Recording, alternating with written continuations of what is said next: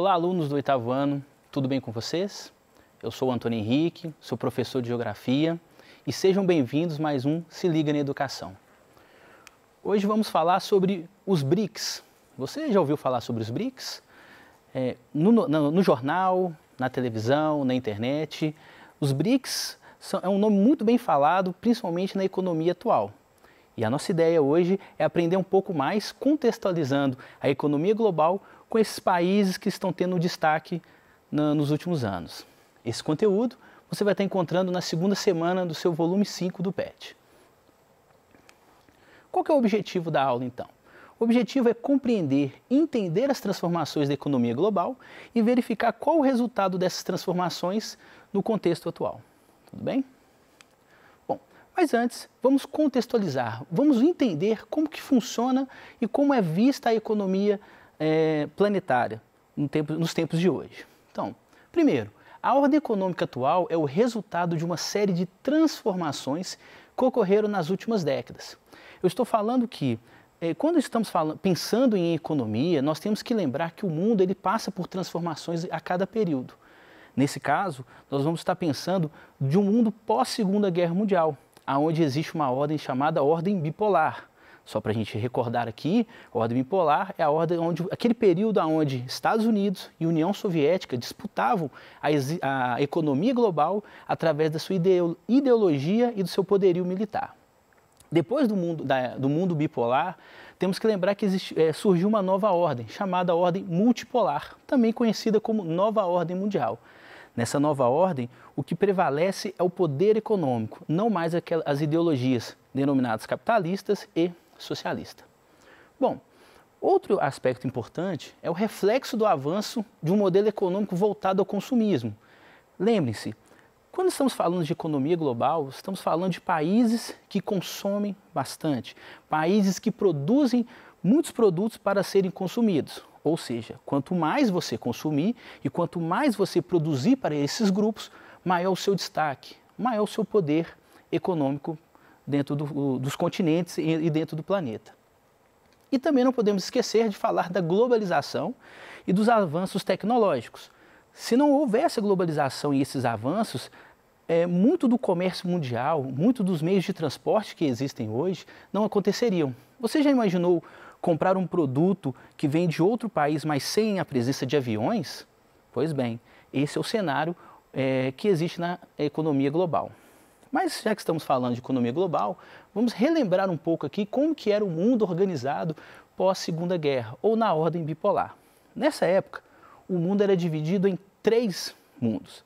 Primeiro mundo, que está em destaque na cor azul, o segundo mundo, que está em destaque na cor vermelha, e o terceiro mundo está em destaque na cor verde. O primeiro mundo era conhecido como países capitalistas desenvolvidos.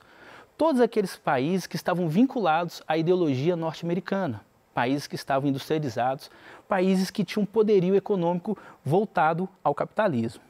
No segundo mundo, eram os países socialistas, todos os países voltados ao modelo ideológico soviético, onde o Estado tinha o poder sobre a economia.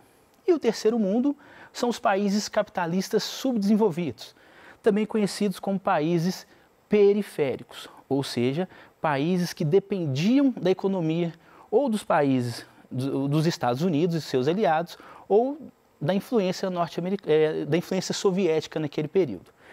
Eu quero voltar ao mapa aqui, só para nós percebermos a posição do Brasil. Percebam que o Brasil ele está localizado entre os países considerados de terceiro mundo. Uma dica, alunos, caso você ouvir falar no termo terceiro mundo, ou classificar o Brasil como terceiro mundo, não aceite, pois essa forma de regionalizar o mundo e essa forma de caracterizar o Brasil não dá mais certo, ela está errada. Bom, após o fim da União Soviética, surgiu uma nova forma de organização econômica, que nós chamamos de regionalização Norte-Sul. Nesse caso, ela divide o planeta Terra em 2 grupos, os países ricos, que estão no norte, e os países pobres, que estão no sul. Muito importante, nessa regionalização é necessário que você desconsidere a localização, a posição geográfica. Ou seja, a linha do Equador não tem valor aqui. O que deve ser prevalecido é a linha econômica. Tá? É a linha econômica que vai dividir entre quem são os países ricos e quem são os países pobres. Vamos dar uma olhada aqui. Bom, percebam no mapa, e aí eu quero mostrar para vocês um ponto bem interessante, que o mapa ele é dividido em dois grupos.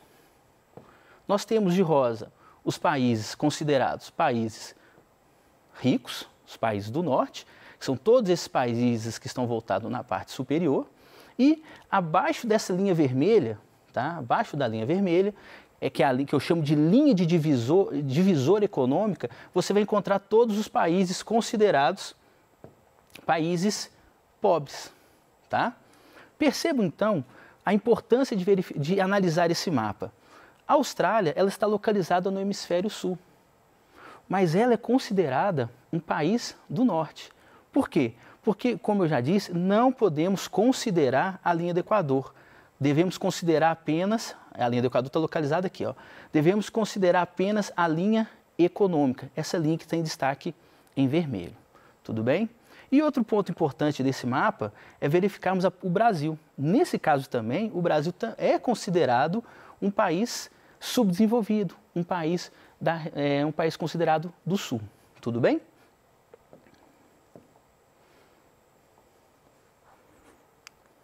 Bom, após a organização dessa regionalização norte-sul, temos uma outra maneira de pensar na economia global, que é através dos países centrais e periféricos. Nesse caso aqui, nós deixamos de falar, de pensar somente na questão econômica, mas também temos que pensar na forma de influência que esses países possuem. Então vejamos, nos países centrais e periféricos está associada a importância que os países possuem no mercado econômico mundial. Ou seja, países centrais são os países que possuem um domínio econômico e político sobre os países pobres. Tá? O país central, então, ele vai dominar, ele vai fazer com que outros países sejam dependentes dele. Já os países periféricos apresentam uma relação de dependência aos países ricos. E é uma dependência tanto econômica, também uma dependência de desenvolvimento tecnológico. Ou seja, as indústrias dos países periféricos são indústrias que são atrasadas e sempre vão precisar de serem modernizadas através de acordos com os países centrais. Nesse caso, o mapa que melhor representa essa relação países centrais e periféricos é essa representação plana do planeta Terra. Percebam que no centro eu tenho os países considerados centrais. Apesar da Austrália ser uma central, ela está fora desse centro, por causa da sua posição geográfica. E todos os outros países que não estão no centro são considerados periféricos. Bom, o tempo vai passando e as formas de verificar a superfície terrestre e as organizações, elas também alteram. Então, é sempre necessário atualizar, compreender o que está acontecendo no mundo. Após a relação países centrais e periféricos, os estudiosos, os economistas, pensaram um novo modelo. Em vez de chamar país rico e país pobre, eles consideraram agora os países desenvolvidos e os países subdesenvolvidos. No caso, os países desenvolvidos são aqueles países que apresentam melhores condições de vida, urbanização e industrialização. Caros alunos do 8º ano, prestem bem atenção nesses dados. Até agora eu estava falando de PIB, de riqueza, concentração de poder e econômica. A partir do conceito de desenvolvimento e subdesenvolvimento, eu já estou falando de outras variáveis. A variável de condição de vida, de urbanização e de industrialização. Percebam que agora, para ser um país desenvolvido, você também tem que ter uma melhor condição social. Ou seja, não adianta nada eu ter dinheiro, mas as condições sociais do meu país não serem favoráveis para a minha população. Olha o caso dos subdesenvolvidos. São países que possuem uma precariedade nas condições de vida. Possuem um desenvolvimento econômico baixo e seu nível de urbanização e industrialização também são mais baixos. Perceba então que esse é o grande diferencial entre desenvolvidos e subdesenvolvidos. A condição de vida e como essa riqueza é distribuída entre a sua população. Enfim, e o que são então os países emergentes? a partir daquela consideração de países desenvolvidos e países subdesenvolvidos, surge então um grupo de países que começam a ter uma melhora econômica, começam a ter um potencial melhor do que os outros. Esses países são chamados de países emergentes. Então, países emergentes são os países, alguns países subdesenvolvidos, que nas últimas décadas, eu estou falando de 1990 para cá, tiveram um crescimento econômico e expandiram o seu setor secundário e terciário. Ou seja, eu estou falando de países que aumentaram a sua industrialização e aumentaram sua quantidade de comércio. Tá? Além disso, esses países tornaram-se potências regionais. O que quer dizer isso? Quer dizer que aonde ele vive, aonde ele está localizado, no continente que ele está presente, ele acaba sendo uma referência econômica para os outros países. Porém, apesar do crescimento econômico, lembre-se que eles eram países subdesenvolvidos. Então, aquelas desigualdades sociais ainda permitem e ainda são existentes. No caso dos países emergentes, aqueles que mais se destacaram, aqueles que tiveram uma mudança, foram os países denominados BRICS. Os BRICS, então, ficaram conhecidos por redefinir a organização do espaço mundial. O que quer dizer isso? Quer dizer que no espaço econômico atual não existe negociação sem a participação dos BRICS. Pá, professor, você está falando BRICS para lá, BRICS para cá, mas quem são esses BRICS? Muito simples. Os BRICS é o início dos nomes dos principais países que formam esse aglomerado, que é o Brasil, Rússia, Índia, China e África do Sul. Percebam, são países que são potências regionais em seus continentes. Vou mostrar aqui no mapa para vocês. Percebam então, nós temos na América do Sul o Brasil, que é uma referência, tá? Na América do Sul não, da América toda. Se nós tirarmos os Estados... Opa, deixa eu voltando aqui. Se nós tirarmos os Estados Unidos e o Canadá, vocês vão perceber que o país mais importante em termos econômicos é o Brasil. Tanto que a cidade de São Paulo é considerada uma das maiores metrópoles da América Latina. Tá? Temos também Rússia, na Europa e Ásia, na Eurásia. Temos a China, na Ásia. Temos a Índia, também na Ásia. E a África do Sul, no continente africano. Professor, então só existem esses países como emergentes? Não. Esses países são aqueles que tiveram destaque. Existem outros países também considerados emergentes, como, por exemplo, na América Latina, nós temos o México, nós temos a Argentina, Chile e a Colômbia. Bom, só para a gente compreender o tamanho desse BRICS, o tamanho desse grupo, olhem só, os BRICS representam 42% da população, ou seja, quase a metade da população global. 23% do produto interno bruto, o PIB, quase 1/4 do que é produzido no mundo. Apresenta 30% do território. 30% do território é quase 1/3 do que de possibilidades de matéria-prima que podem ser vendidas e transformadas. E apresenta 18% da economia. Ou seja, são países que estão presentes, sim, nas principais economias globais e nas discussões atuais pelo mundo. Bom, professor, os BRICS é um bloco econômico? Não. Os BRICS é um grupo de países que buscam a cooperação. Eles buscam que esse grupo consiga a sua melhora econômica perante os principais países do mundo. Por isso, em 2009, foram estabelecidas 30 áreas de cooperações. E dentro dessas 30 áreas, eu gosto de destacar sempre o novo Banco de Desenvolvimento dos BRICS, chamado NDB.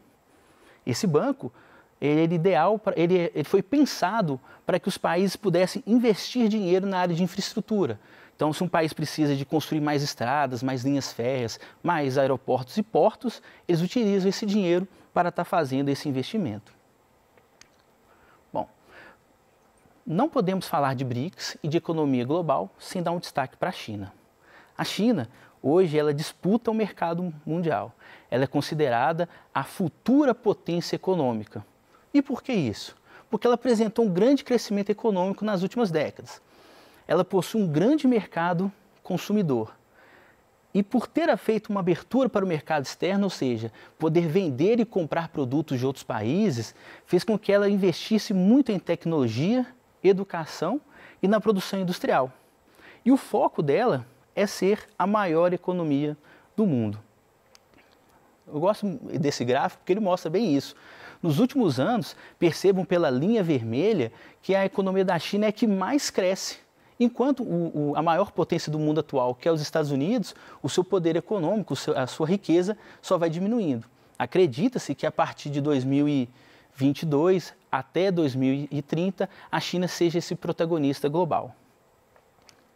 Também não podemos deixar de destacar o Brasil. O Brasil é um líder regional, ele é um grande exportador de commodities, ou seja, um grande exportador de matéria-prima, possui um grande potencial consumidor, ele está entre os 10 países com maior população do mundo. Porém, a sua desigualdade social somada com problemas políticos que acontecem nos últimos anos faz com que o Brasil deixe de ser essa potência mundial, ter essa possibilidade de destaque econômico mundial. Bom, e qual que é a projeção para pós-2020? Temos que lembrar que o ano de 2020 é um ano diferente, é um ano que modificou a estrutura global. Por isso, os economistas eles já fazem previsões para o que os países, para que os BRICS façam para continuar como destaque. Em primeiro lugar, buscar uma recuperação econômica, porém eles sabem que essa recuperação econômica vai ser lenta e gradual. Tá? Ocorrerá no mundo disputas comerciais. Tá? Então os BRICS têm que estar preparados para disputar economicamente com os países desenvolvidos, porque o modelo protecionista que eles vão estar propondo a partir do ano que vem pode atrapalhar o crescimento dos países emergentes. E também os economistas acreditam que pós-2020 é uma boa oportunidade para que haja investimentos internos, investimento em saúde, educação, infraestrutura, para que diminua as desigualdades econômicas e assim ocorra uma melhora substancial e dentro dos países emergentes. Tá? Bom, falamos muito sobre economia global, falamos muito sobre os BRICS, então vale a pena a gente dar uma relembrada do que foi estudado hoje. Bom, gente, na aula de hoje então aprendemos que de acordo com a ordem mundial econômica, os países podem ser divididos entre desenvolvidos, emergentes e em desenvolvimento. Lembrando que os países desenvolvidos são os países ricos, industrializados e com boa condição social. Os países emergentes são aqueles países que possuem uma melhora econômica, porém apresentam grande desigualdade social. E o em desenvolvimento é um outro nome dado para aqueles países que são subdesenvolvidos, são considerados pobres. Os BRICS, que foi o tema da aula de hoje, são formados pelos países Brasil, Rússia, Índia, China e África do Sul. E não podemos deixar de dar destaque para a China, que tem como principal foco buscar ser a maior potência econômica global. Também falamos que os BRICS são líderes regionais e apresentam um grande potencial econômico. Tá? Reforçando, a China é o principal destaque entre os integrantes. Mas não podemos esquecer do Brasil, que também é um grande destaque entre os BRICS e também aqui na América Latina. Os BRICS também não se caracterizam como um bloco econômico, que é uma dúvida muito frequente. Os BRICS não são um bloco econômico, mas sim são um grupo de países que buscam a cooperação entre eles para que haja, então, uma melhora social, econômica e de infraestrutura entre os países. Muito bom, então. Então, meus caros, espero que vocês tenham entendido a aula, tenham gostado. E eu deixo aqui como sugestão, ler o conteúdo da semana, fazer as atividades com bastante atenção e entrar em contato com a gente através do nosso Tira Dúvida. Espero que tenham gostado, espero que tenham aprendido. Desejo a todos aquele grande abraço e até a próxima aula.